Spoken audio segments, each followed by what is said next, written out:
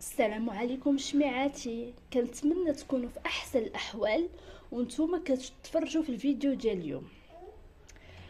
اسمحوا لي اليوم على صوتي شويه ضربني البرد.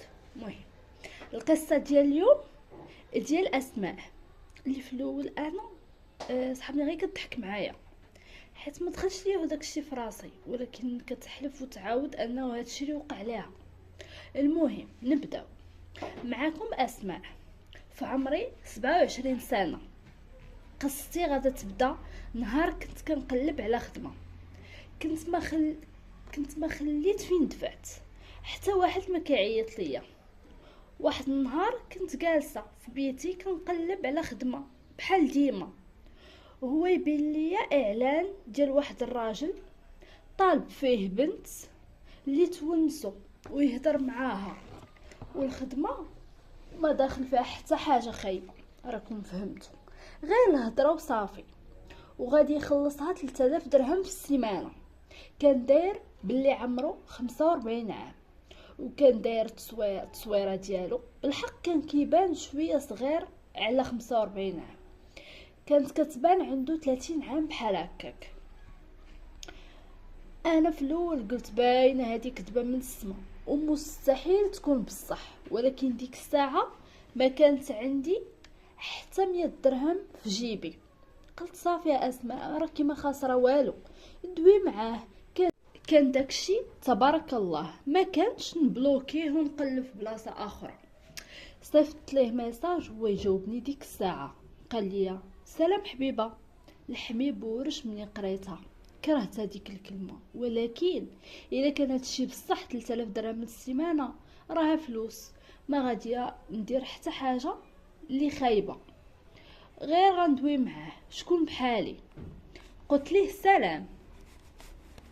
قال لي كانت ديك الساعه هو سميتو مهدي، وقال لي بلي عنده شركه ديالو، واخا ما قالش لي فاش خدام بالضبط. هضرنا شويه من بعد هو يسولني على البنك وداكشي ديالي باش يصيفط لي الفلوس. كنت كنتسنى نفيق من النعاس ويطلع هادشي كله حلم، ولكن ما كانش حلم بصح صيفط لي الفلوس. هو يقول لي واش بقى معايا؟ دخلت الميساج وجاوبته. قلت ليه انا معاك، اسمح لي ممكن نسولك واحد السؤال؟ شنو باغي في المقابل؟ بقيت كنشوف في التليفون وكنتسنى باحر من الجمر باش يجاوبني على هذا السؤال. هو يقول لي بغيتك غير ديري شي حوايج بساط وصافي. حسيت بداك الشيء يدخل فيه شي حاجه. قلت ليه بحالاش؟ هو يقول لي مثلا اول حاجه نبغيك ديريها هي تسخري ليا توصلي ليا داكشي للدار عندي. بان ليا الطلب ما صعيبش بالحق. قلت ايكون شي قالب ولا شي حاجه، 3000 درهم باش نتسخر ونوصل ليه شي حاجه للدار؟ ما كنتش عبيطه لديك الدرجه. سولته واش من مكتب البريد ولا شنو؟ هو يقول لي لا، انصيفط لك العنوان اللي غتمشي ليه، ما بغيتش نهضر في هادشي هنا. عندك سناب شات نهضروا فيه ولا عطيني النمره ديالك؟ اول حاجه طاحت ليا في بالي هي بلي الميساجات كيتمسحوا في سناب شات. قلت من الافضل نعطيه نمرتي. صيفط لي العنوان ديك الساعه والبلاصه فين نحط الصخره ديالو. هو يقول لي عرفتي شنو، انا راه ما كاينش في الدار دابا، ولكن راه تلقاي الدوبل ديال السوارت محطوطين حدا الورده الحمراء اللي كاينه في الجرده. دخلي للدار وحطي الصخره فوق الطابله اللي في الصالون، سدي البيبان ملي تدخلي للدار وسديهم ملي تكوني خارجه. ركبت في الطوموبيل ديالي، دخلت للعنوان اللي في التليفون ومشيت. قلت ليه انا في الطريق. شويه عاود وصلني الميساج من عنده وقال لي كندوي معاك بصح، سدي البيبان بجوج، فاش تدخلي وفاش تخرجي عافاك. قلت في خاطري زاد فيه يمكن شويه هذا لا وصافي. قلت ليه ما تخافش انسدو. الدار جات في واحد البلاصه زوينه ونقيه. بالحق الدار كانت شويه قديمه مقارنه مع الديور اللي كاينين حداها. دقيت في الباب ويحل عليا واحد الراجل قدو قداش، لحمو كله كان عامر بالوشام. يلاه بغيت ندوي. هو يقول لي من طرف مهدي؟ قلت ليه وانا مبلوكيه في بلاصتي بالخوف. قال لي وقفي هنا ما تتحركيش. بقيت واقفه تما كيف قال لي. قلت ليه في خاطري بدوك الشوفات اللي شفتي فيا واخا نبغي نمشي ما نقدرش. بديت كندور في وجهي وانا نرد البال بلي الدنيا خاويه تما، ما كان حتى واحد خارج. في عمري 27 عام، بنت صغيره في الزنقه بوحدها. شديت في السوارت والطوموبيل وزيرت عليهم. دازو شي 5 دقائق، الراجل خرج عندي وهاز في يديه واحد الصندوق صغير، هو يقول لي حلي الكوفر ديال الطوموبيل. حليته وحط الصندوق لداخل، وهو يقول لي صافي سالينا تقدري تمشي دابا. قلت ليه شكرا. ملي درت الجهه الاخرى باش نحل الباب ونمشي، شاف فيا هو يقول لي وواحد الحاجه اخرى حدا راسك. شفت فيه ما جاوبتوش، ركبت ومشيت. في الطريق خدمت الموسيقى وجهدتها لحد ومشيت للعنوان ديال الدار ديال مهدي. بديت كنغني باش ننسي راسي شويه من ديك الخلعه اللي دازت عليا. وصلت للدار وبقيت جالسه تما كنشوف في الدار اللي قدامي، كانت قدها قداش واعره بزاف، الدخله كلها رخام زوينه وباينه مولاها لاباس عليه. خرجت من الطوموبيل، هزيت الصندوق ومشيت للدار. قلبت على ورده الحمراء في الجرده، لقيت سوارت حداها. حليت البيبان وملي دخلت درت كيف قال لي مهدي، عاودت سديتهم. وانا واقفه تماك كنشوف في الدار من الداخل كيف دايره. تفكرت داكشي اللي قال لي على حساب البيبان وانا نسدهم ديك الساعه واخا جاتني في شكل. تميت غادا وكنشوف في الاساس ديال الدار كلشي فيها كان كيبان غالي، حتى من التريه بانت ليا غلا من الطوموبيل عندي. مشيت للصالون وحطيت الصندوق، وانا راجعه لجهه الباب سمعت التليفون ديال الدار كيصوني من شي بلاصه. تما تبلوكيت في بلاصتي.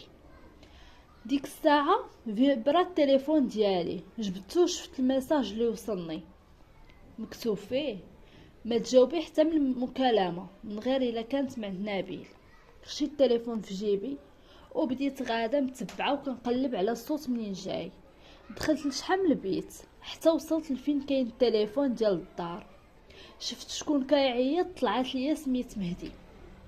جاتني غريبه هاد القضيه. جبت التليفون ديالي وعاودت قريت الميساج اللي جالي. بديت كنتخلع شويه وقررت ما نجاوبش في التليفون غير كاحتياط وصافي. خرجت من الدار وتفكرت عاوتاني باش نسد البيبان بجوج. من ديك النهار بقيت مره كنتسخر المهدي. واحد النهار مشيت بواحد المرسيدس لواحد الخلا في مدينه اخرى. ملي وصلت لتماك لقيت بلي خاصني نرجع بطوموبيل اخرى لدار مهدي. مره اخرى قال لي انطلاقا مع شي ناس خدامين معاه في وقيته الغدا، وعطاوني واحد الشنطه باش نديها لديك الدار الاولى اللي مشيت ليها، وقالوا لي بلي غاديين يعرفوا الا حليتها وشفت شنو في الداخل ديالها. مرات اخرين كان كيقول لي باش نمشي لنفس الدار ونبقى مع هذاك الراجل اللي كله عامر بوشام واللي طلعت سميتو سمير. كنت كنبقى غير جالسه ما كندير والو.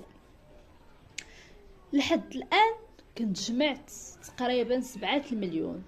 مؤخرا مهدي كان قال لي بلي ما غاديش يكون في الدار وسولني باش ندوز الليله تماك.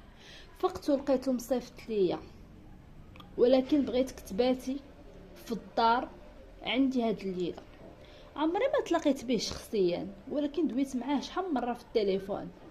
من بعدها قال لي بلي غادي خصني 10,000 درهم باش نبات تماك. بالحق خاصني نتبع واحد الشروط.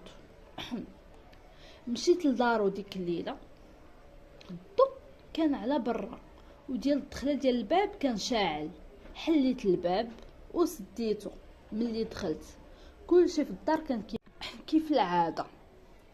مهدي قال لي بلي غادي يخلي لي الشروط اللي خاصني نتبع مكتوبين في ورقه وغادي يحطها فوق الطابله اللي كاينه في الصالون. حطيت ساكي وحوايجي في الصالون. حوايجي كانوا كيبانوا بحال الزبل مقارنه مع الديكورات الغاليين اللي كاينين تما. دخلت للكوزينه باش نشرب، رجعت للصالون وشديت الورقه اللي خلى ليا مكتوب فيها: سدي البيبان ملي تدخلي، ما تجاوبيش في التليفون ديال الدار من غير الا كانت من عند نبيل، ما تدوري حتى شي روبيني ديال الماء ما بين 9 و 11. الا كان الباب ديال الخزانه اللي في الطابق الثاني محلول، نعسي في المكتبه ديالي. الا كان الباب ديالها مسدود، نعسي في اي بلاصه بغيتي. ما تحليش الباب حتى الواحد، من 1 ل10 ديال الليل، واخا ما نعرف شكون يكون. جارديني كيجي مع 12 الليل على قبل الجرده، الا دق في الزاج تخباي. وشعلي التلفازه وخليها خدامه الليل كامل، عندك تنساي. وخودي اي حاجه بغيتي من الثلاجه وغنخلصك في الصباح. حاولت نتبع جميع القوانين والشروط اللي عطاني. بصراحه بديت كندم على القرار اللي خديت، ولكن قلت في خاطري ملي انا كاينه هنا وغادا نتخلص في الصباح صافي ما فيها باس انصبر. قلت الا تبعت القوانين كلشي غادي يكون مزيان. ولكن واخا هكاك جاني هادشي غريب. اش هادشي؟ مالي في الدار مسكونه؟ مالينا. بقيت كندور في الدار وكنت معوله نعس مع 9 ديال الليل.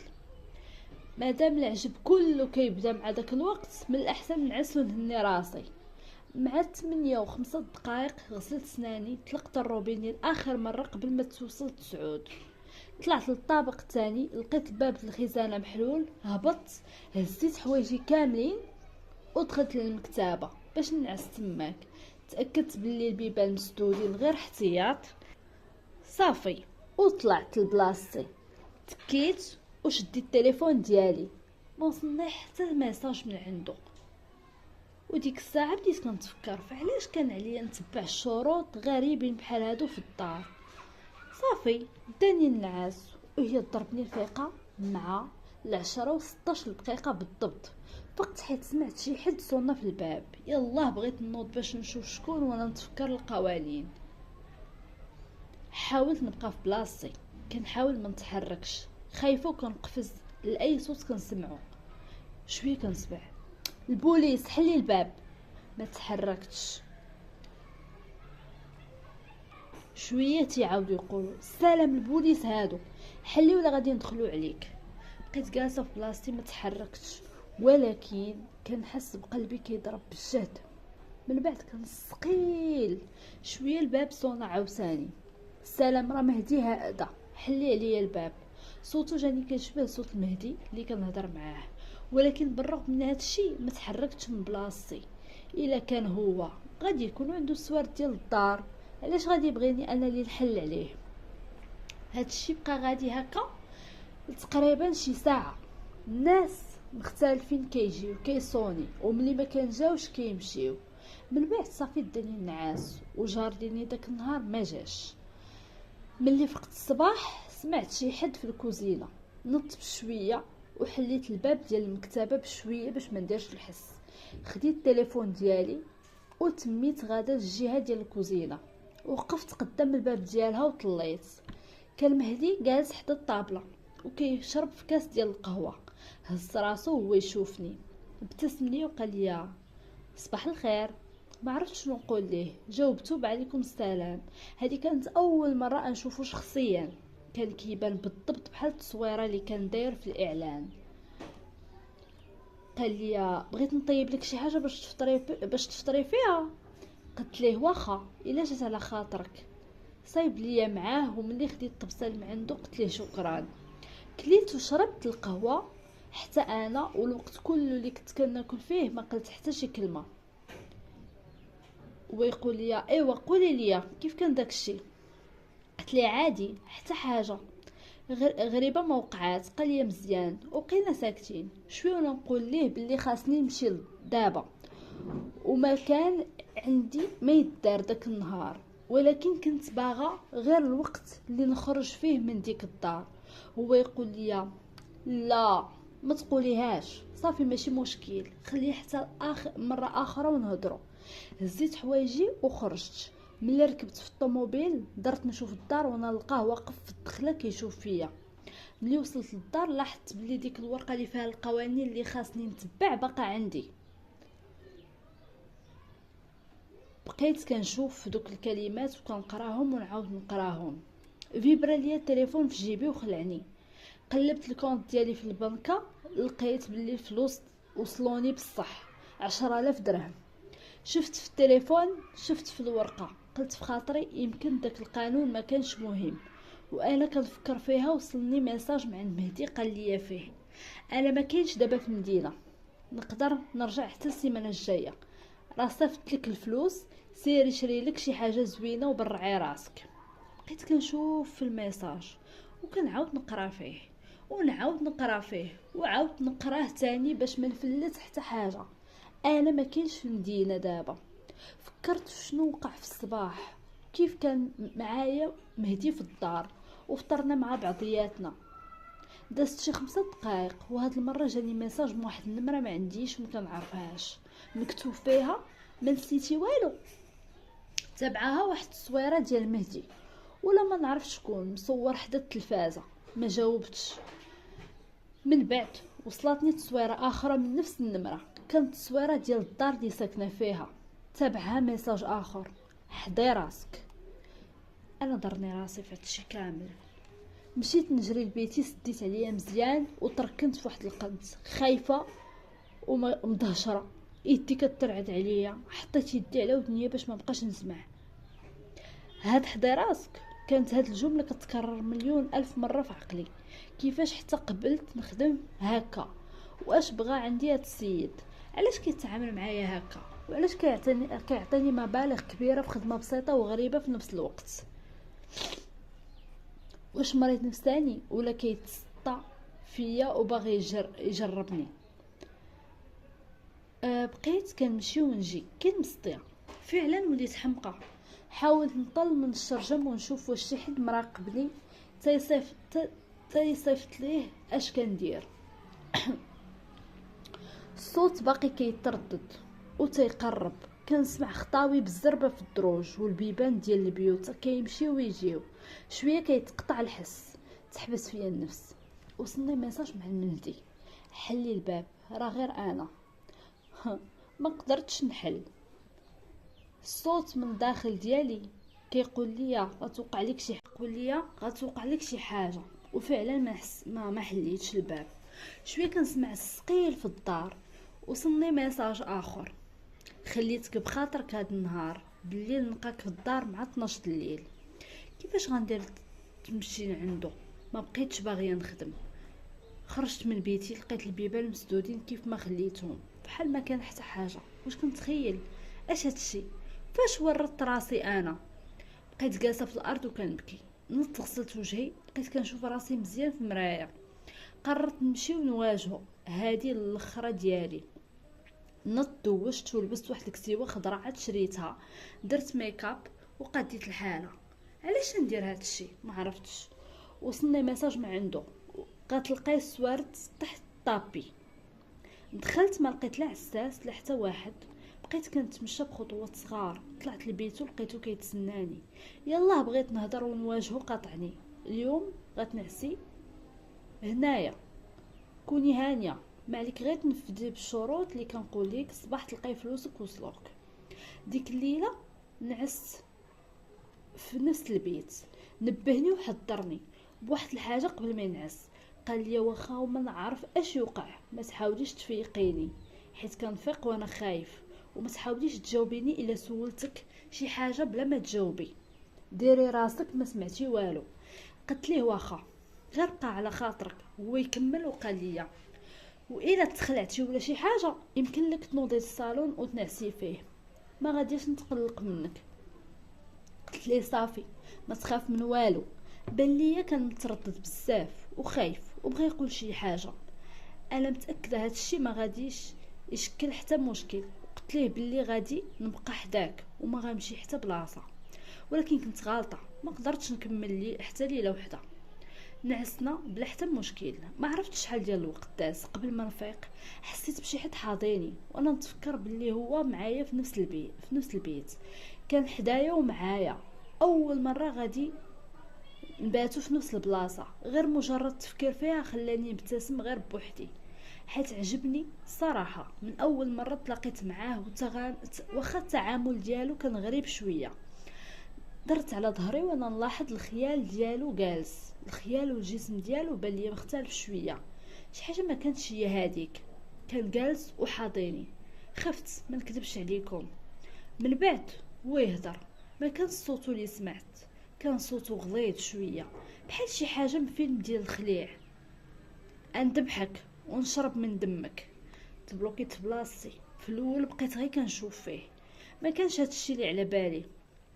كان كيحسب ليا غادي يكون كيقول شي حوايج عاديين، يمكن مره يخسر الهضره ولا شي حاجه، ولكن هكا لا.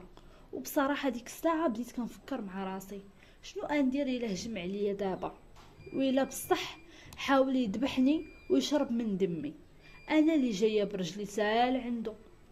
من بعد تكا في بلاصتو ورجع نعس.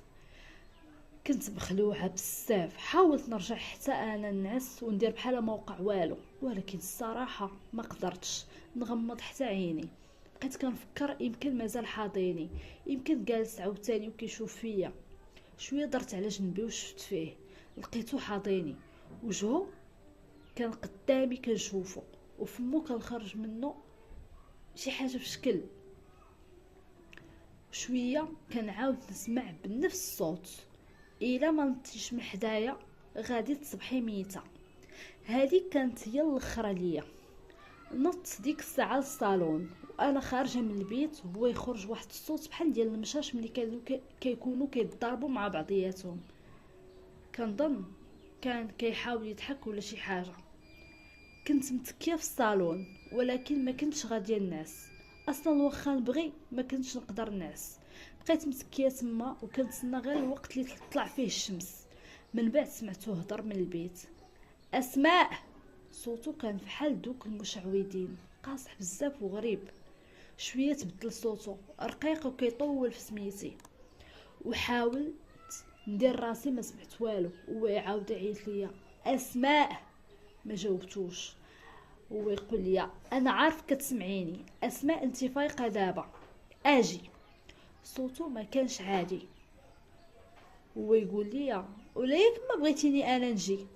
ما جاوبتش. قبل ما ينعس نبهني باش ما نجاوبوش.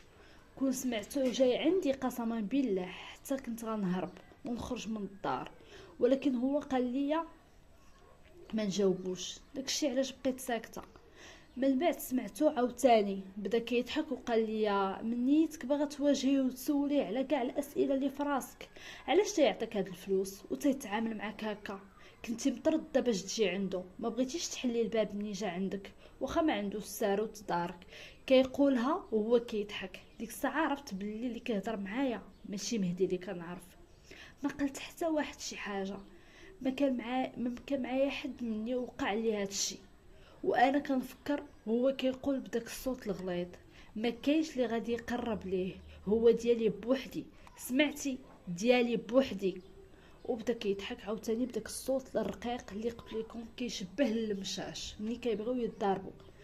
ديك الساعه عرفت بلي هادشي ماشي مشكل، انسان كيهضر بالليل وصافي. هادشي داخل فيه حوايج اخرين، ما نقدرش نعاود ندخل للدار عنده.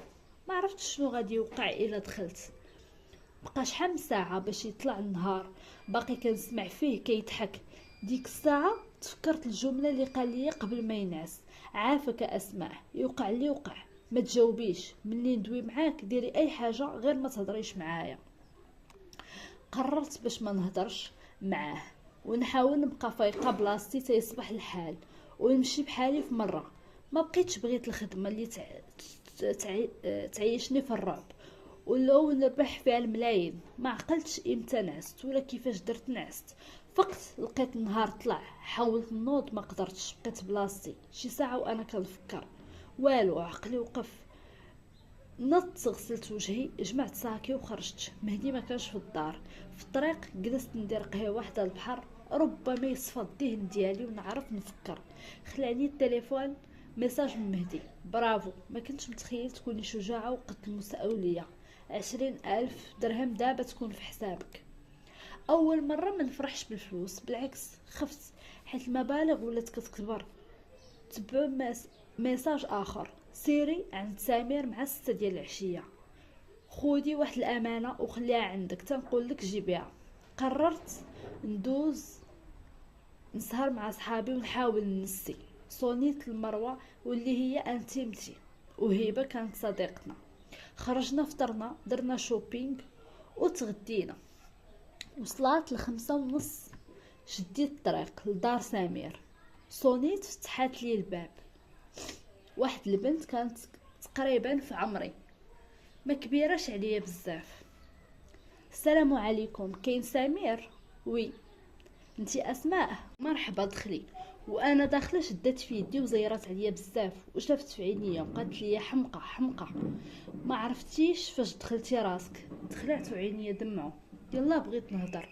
وقف علينا سمير وقال لنا اش قلتو، اش كتوشوشو؟ جاوباتو البنت. والو. سولتها واش هي اسماء. مد لي الكرتونه وقال لي بسلامه.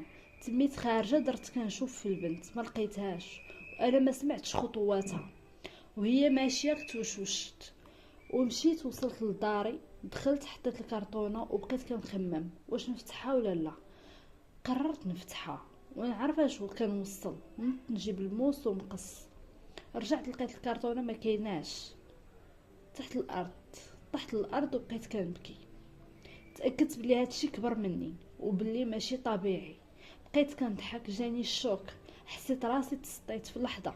صونا التليفون، كان قلبي غيسكت. هزيت نقرا ميساج لقيته مهدي.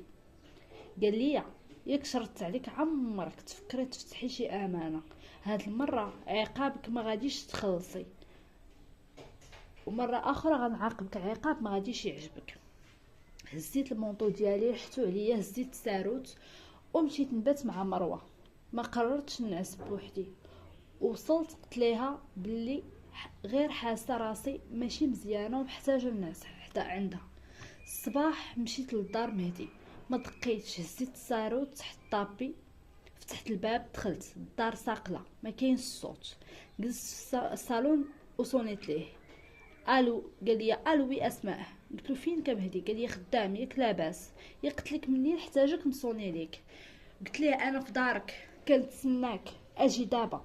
وقطعت عليه. بقيت جالسه شي نص ساعه وهو جا. غير شفتو ما عطيتوش فرصه يهدر، سيرتو بان ليا معصب. وقفت وبديت كنغوت ونبكي. قلت له حشومه عليك، شي درتي فيا، قلبتي ليا حياتي. ما عرفت راسي كنتعامل مع الجنون وبشر، حتى حاجه ما بقات ليا هذيك في حياتي. شويه كنسمعوا صوت الباب د البيت النعاس طردخ، وواحد الصوت كيعيط مهدي. بلا ما نحس تخشيت فيه وعنقته وانا كنترعد. مهدي شنو هادشي؟ شكون في الدار؟ جلسني فوق الفوتوي ومشى الخاميات سدهم كلهم وتفضوا وجا جلس حدايا ويقول لي ويقول خرج. انا بالخلعه شديت في يديه وزيرت عليها. فرمشت عين كان وقف حدانا راجل طويل وخايب في شكل. انا لدابا ما عرفتش واش كان انسان واش كان جن، ما عرفتش. وكيضحك ويقول لي اسماء كنت عارف مهدي غيسمح لينا نتعارفوا. وكيضحك بداك الصوت الغريب. شفت مهدي وانا في قمه الانهيار والصدمه. انا تما سخفت، ما بقيت عاقله على والو. حتى شدني وخرجني وصاق، حيت حالتي انا ديك الساعه ما كتسمحش.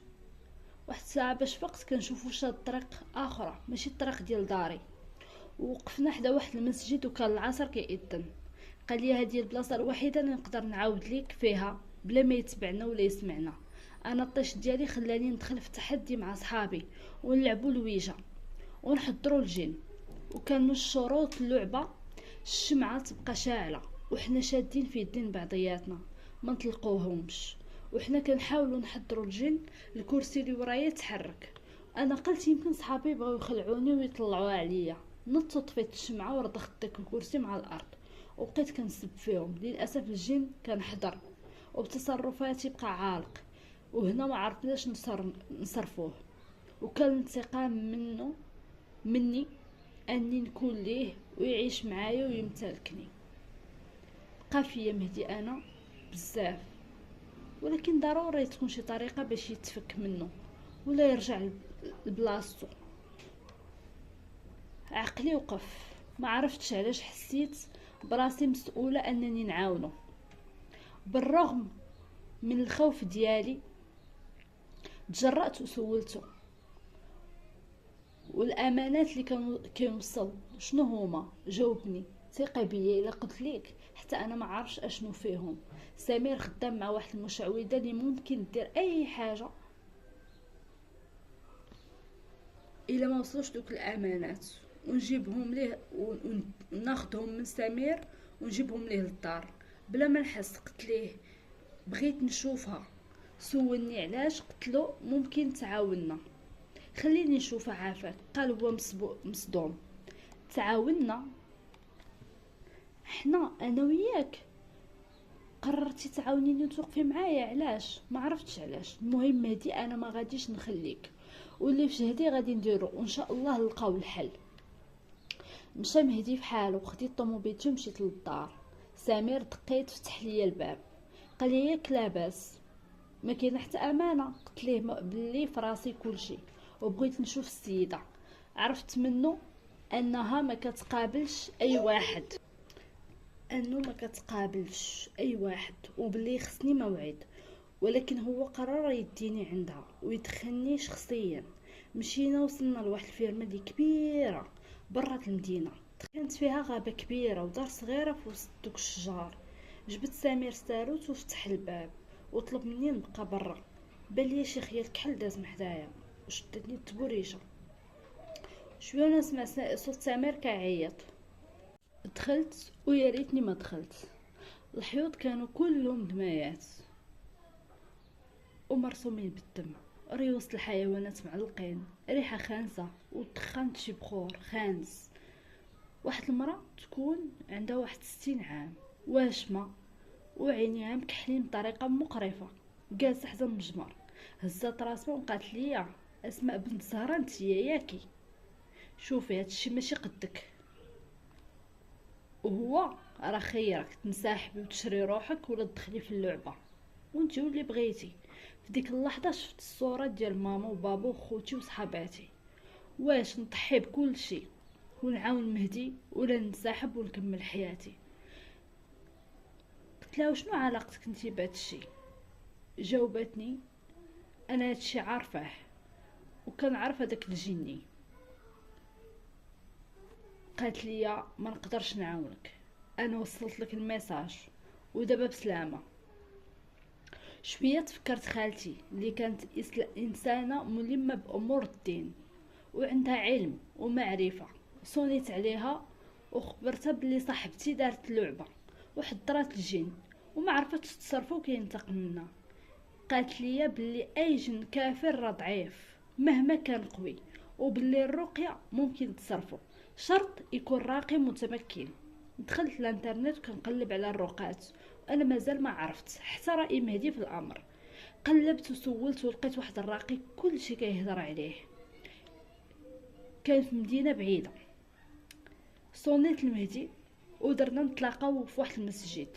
مشيت قتلوا الموضوع وقررنا الصباح نشدو الطريق عند الراقي، شرط كل واحد يمشي بوحدو باش ما يقعش شي مشكل. وصلنا، مهدي نزل في اوتيل وانا مشيت ديريكت للراقي. بقيت كنتسنى شي 5 ديال السوايع ولا كتر باش توصلني النوبه. ملي دخلت قلتلو بلي ما جيتش نطرقها وعاودت ليه القصه وتقبل انه يساعدنا بصدر رحب. صونيت المهدي ما كيجاوبش، قلتها ليه قال لي نمشيو عندو لوطيل. مشينا دخلنا لبيتو لقيناه مغيب، بدا الحاج كيقرا عليه ومهدي كيتركل. شويه فتح عينيه حمرين وكيغوت. مهدي هو ديالي وهو اللي تعدى عليا، عمرني نخليه وكيشوف فيا وكيقول نوبتك جايه. بقى الراقي كيطلبو انه يخليه، رفض ديك الساعه. قالوا الراقي انت اللي بغيتي الحرب انا غادي نحرقك. تبعنا الرقيه 7 ايام، تعدى فيها مهدي بزاف. من بعد قالوا الراقي رجع بحالو ويبقى يجي مره في السيمانه. رجعنا كان مهدي بحاله ربي عالم بها، ديما كيصبح جسمه زرق وصداع وكيغيب كل مره، وانا ديما معاه. والرقيه ديما في الدار، كل سيمانه كنا كنمشيو الراقي لمده 3 شهور. بدا الحمد لله كيتعافى، ما بقاش كيشوف هذاك الجن، ولكن ما براش مزيان. الراقي طلب منه يبقى يجي مره في الشهر طول حياته. رجعت الامور طبيعتها في حياة مهدي، وانا رجعت للبطالة. مهم انا وياه ديما على اتصال، كنشوفو بشكل يومي. هنا تاكدت باللي كنبغيه، ولكن ما عرفتش الشعور ديالو هو تجاهي. واحد الصباح لقيت ميساج طلبني نجي عنده الشركه. نط دوشت ولبست وتقاديت وخرجت. وصلت قلت للامن اللي حدا الباب باللي عندي موعد مع المدير. دخلت وما كانتش سكرتيره حدا البيرو. دخلت هز راسو شاف فيا وابتسم، قال لي يا اسومه عندي لك خدمه، السكرتيره ديالي مشات تولد. فرحت بزاف وقبلت نخدم معاه. قال لي نقدر نبدا، واخا مازال ما كنعرفش ونجاوب في التليفون كبدايه. جلست في البيرو وانا ما قاداني فرحه. شويه بان ليا واحد لوفلوب احمر زوين، حليته ولقيت واحد ورقه. حليتها وانا نلقى فيها السومه عرفتك صدفه، وكانت اجمل صدفه في حياتي. ما عرفتش كيفاش نعترف ليك باللي كنبغيك، وقررت نختصرها في طلب واحد. اسماء، واش قبلي تزوجي بيا؟ حسيت براسي ديك الساعه تزنقت والحراره طلعت ليا. هزيت راسي لقيت وقف حدايا، شفت فيه وبديت كنغوت. موافقه موافقه. هو يعنقني وكيضحك وقال لي كنوعدك عمري نتخلى عليك ونبقى ديما في جنبك كي وقفتي معايا. كنبغيك اسماء. انا في الاول هاد القصه جاتني غريبه بعض الشيء، ولكن كنسمعوا كاملين القصص ديال الويجا وداكشي، يعني كلشي ممكن، ولكن عجبني الاخر ديالها اكثر. حيت الحمد لله بعدا اموا لقات واحد اللي بغيها، لقات خدمه فين تخدم بزاف د الحوايج. المهم ما تنساوش البنات، الى عجبكم فيديو لايك، ما تنساوش كومونتير هكا يبدا يطلع الفيديو ديالنا، وما تنساوش تابوناو لاشين هكا نزيدو العدد ديال المتابعين ديالنا. وشكرا بزاف.